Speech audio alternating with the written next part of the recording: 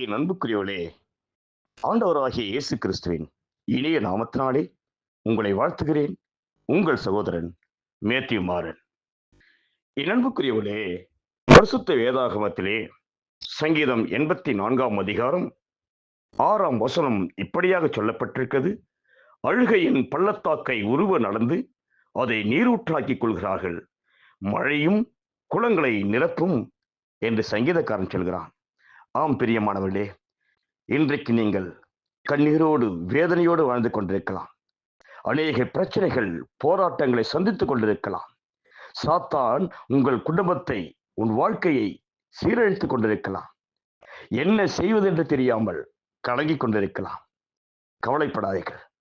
ஆண்டவராகிய இயேசு கிறிஸ்து இருக்கிறார் உன் வாழ்க்கையை மாற்ற, உன் கண்ணீரை துடைக்க. மார்த்தாள் மரியாள் கண்ணீர் வடிக்கும் போது தேவன் கண்ணீரை கண்டார். மரித்து போன லாசருவை உயிரோடு எழுப்பி அவர்களிடத்தில் கொடுத்தார்.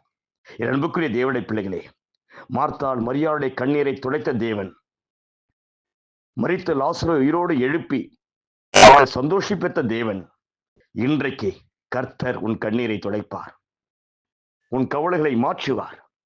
ஆகவே வேதம் சொல்கிறது, நீ அழுகையின் பள்ளத்தாக்கை நடந்தாலும் இன்றைக்கு உன் வாழ்க்கையிலே ஒரு நீரூற்றை கர்த்தர் கொடுக்க போகிறார்.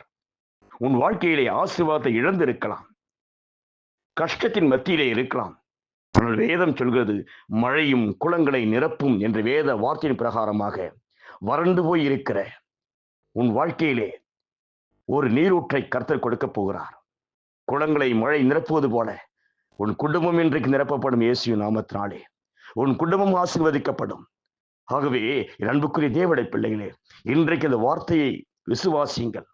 இந்த வார்த்தை மீது நம்பிக்கை வையுங்கள். உன் கண்ணீர் துடைக்கப்படும், உன் குளங்கள் மழையினால் நிரப்பப்படும்.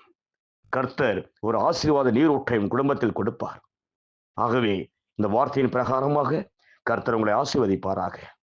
கர்த்தருடைய கிருபையும் சமாதானமும் சந்தோஷமும் உங்களோடு, உங்கள் குடும்பத்தாரோடு என்றென்றும் இருப்பதாக. God bless you.